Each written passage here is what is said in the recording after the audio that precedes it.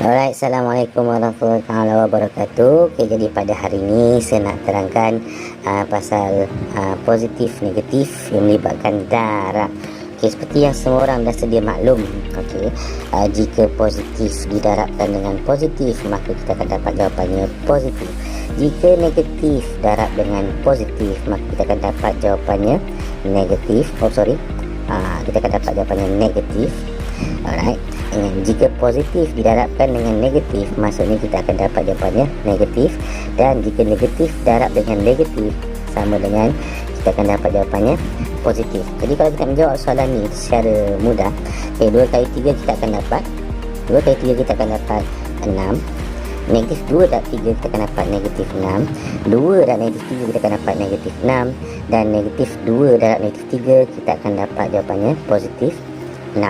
Tapi pernah tak korang terfikir kenapa kita akan dapat jawapan sedemikian rupa? Pernah tak korang terfikir? Pernah tak terfikir? Tak pernah. Okey, jadi sekarang ni saya nak terangkanlah macam mana kejadian-kejadian seperti ini boleh berlaku. Alright. Okey, jadi sekarang ni kita akan ulang balik semula apa yang kita telah belajar pada masa korang sekolah rendah dulu, iaitu masa korang mula-mula belajar darab, iaitu masa korang di tahun 2, darjah 2. Okey, darjah 2 korang belajar ini je. Betul? Okey, so apa yang masukkan dengan 2 darab 3? Okey, 2 darab 3 ni maksudnya 2 kali 3 tu. Okey, jadi kalau 1 darab 3, maksudnya cara lukisannya ialah 3 tu ada satu kumpulan. Okey, jadi kalau 2 kali 3, maksudnya 3 ni ada 2 kali. Jadi, alamak, dia boleh gerak macam tu kan. Okey, apa? Okey, so 3 ni ada 2 kali. Jadi, maksudnya kita akan buat satu lagi kumpulan. Okey, dari so kita akan dapat 6. Jadi, ini mewakili sebagai kumpulan. Dan ini adalah ahli kumpulan. Kan? Ini zaman masa korang sekolah rendah. Okey, cumanya bila kita nak terangkan dengan konsep ini, konsep negatif positif, amat sukar lah. Diakuilah amat sukar. Jadi sekarang ni saya akan gunakan bantuan kawan saya seorang ni. Ni dia kawan saya ni, si Ali ni, untuk menerangkan macam mana kita nak terangkan pasal negatif positif ni darab ni. Okey, jadi sekarang ni first kali apa yang saya nak korang tanamkan dalam kepala otak masing-masing. Okey, so kalau situasi 2 kali 3 ni, okey, yang ini adalah pandangan dia. Pandangan. Dan yang ini ialah pergerakan. Okey. Alright, jadi sekarang ni pandangan ni pula dia ada 2. Satu positif, satu negatif. Kalau positif maksudnya pandangannya ke depan. Kalau negatif maksudnya pandangannya ke belakang.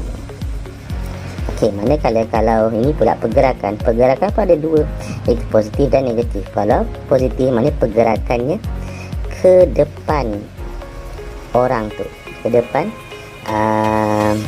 orang tu.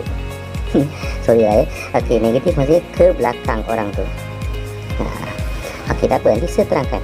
Okey, jadi apa maksudnya 2 darab 3 ni? Okey, so 2 darab 3 maksudnya 2 kali 3 tu. Betul tak? So kita tengok 3 ni dulu. So 3 ni positif kan? Okey, dia akan bergerak sebanyak 3 lah. Kalau ikut masa sama sekolah rendah, korang akan gerak macam ni lah kan. So kalau 2 kali 3 maksudnya 3 ni ada 2 kali. Tapi kalau kita nak menerangkan dari segi positif negatifnya, pergerakan ini 3 ni kan positif, so dia akan pandang ke depan. Okay, nampak? Dia pandang ke depan, positif. Dan pergerakannya juga adalah positif. So jadi pergerakannya ni akan ke depan. 1, 2 kali 3. Okey. So, boleh faham tak? Boleh faham Okey. Jadi sekarang ni jom kita cuba buat yang lain dengan menggunakan konsep yang sama. Okey, now sekarang kita tengok. Okey, Ali balik semula ke sifat. Okey. Alright, jadi sekarang ni kita nak terangkan pula pasal negatif 2 darab 3. Kenapa dia dapat negatif 6? Okey, jadi sekarang ni 3 ni lah pandangan dia kan. Orang mak lupa nak pandang macam ni. Okey, 3 ni adalah pandangan dia. So Ali dah pandang ke depan kan, betul kan, dia pandang ke depan, tapi pergerakannya ni negatif. Pergerakan negatif maksudnya pergerakannya akan ke belakang.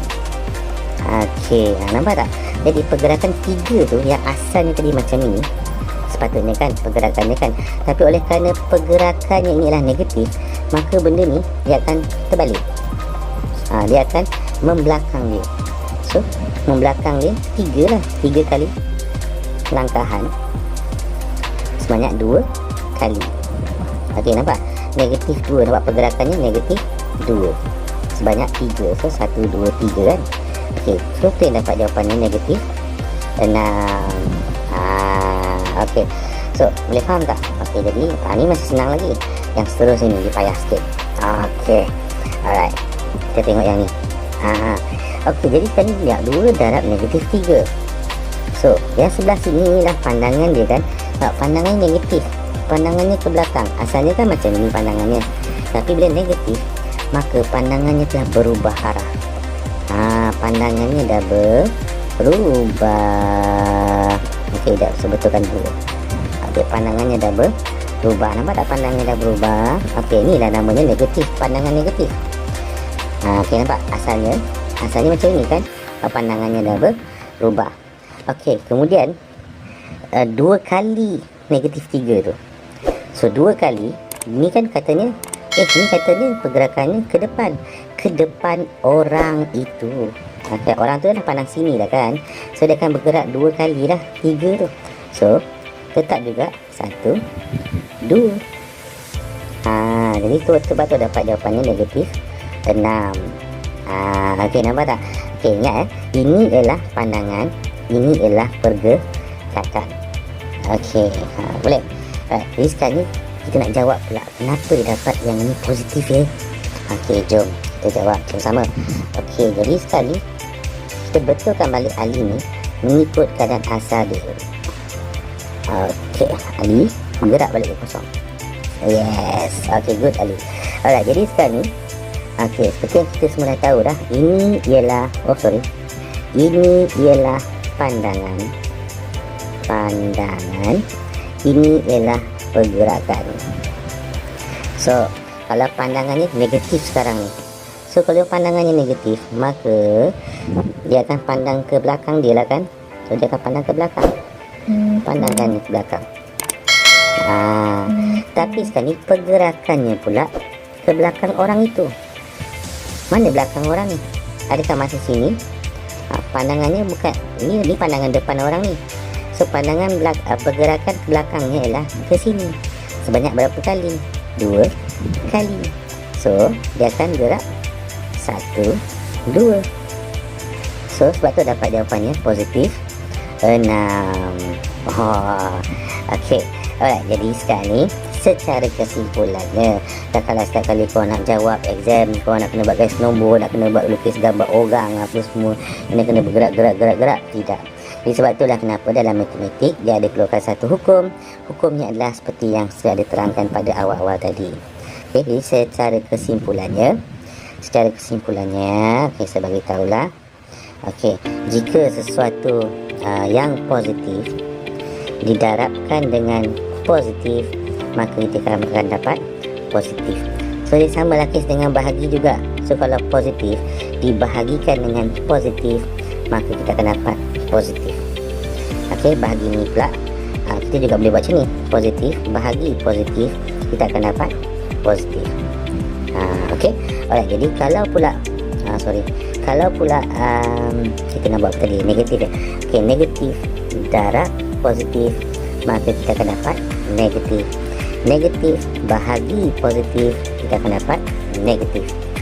Okey, seterusnya okey, kalau positif darab negatif, kita akan dapat negatif. So positif bahagi negatif, so korang akan dapat jawapannya negatif. Dan jika negatif darab negatif, kita akan dapat positif. Negatif bahagi negatif, kita akan dapat positif juga. Okey, alright. Okey, so boleh faham lah kan? Okey, jadi ni adalah salah satu sebab lah kenapa negatif dan negatif akan dapat positif. Okey, Alright, itu dari segi pergerakan garis nombor. Okey, dia ada banyak lagi sebab lain. Contohnya kan, okey, saya boleh buktikan lagi kenapa negatif bagi negatif dapat positif dari sudut pecahan. Sebagai contohnya lah kan, kalau kita ada kat sini negatif 1 per negatif 2. Okey, maksudnya negatif 1 bahagi negatif 2 lah kan, maksudnya kan negatif 1 bahagi negatif 2. So dia akan dapat positif. Sebab apa? Sebab negatif ni kita boleh potong, so dapat juga positif. Ni pun salah satu sebab. Jadi banyak sebab boleh diterangkan dari sudut algebra dan sebagainya. Jadi jika korang nak tahu lebih lanjut sebab-sebab lain kenapa hukum-hukum ini terjadi, maka boleh tulis di ruang komen di bawah. InsyaAllah saya akan layan setiap komen-komen yang kamu semua bagi. Okey, semoga jumpa lagi. Assalamualaikum warahmatullahi taala wabarakatuh. Peace.